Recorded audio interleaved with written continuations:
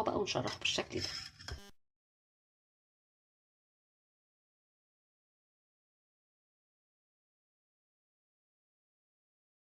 طبعا بعد ما قطعنا شرحنا السمك بتاعنا، التتبيله البسيطه الجميله جدا معايا هنا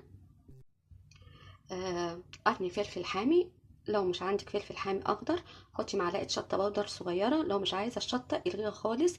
4 فصوص توم كبار مهروسين ناعم جدا، معلقه كمون صغيره، نص معلقه فلفل بودر صغيره، معلقه كزبره بودر صغيره، معلقه ملح صغيره، ولو عوزت هحط تاني. معايا هنا طبعا الطعم اللي هيخليه مميز زي بتاع المحلات معلقه مستردة، مش عايزه تحطيها بلاش، معلقه مستردة كبيره. انا مش بشتري المستردة اللي في البرطمانات في الهايبرات الكبيره، بتبقى غاليه جدا.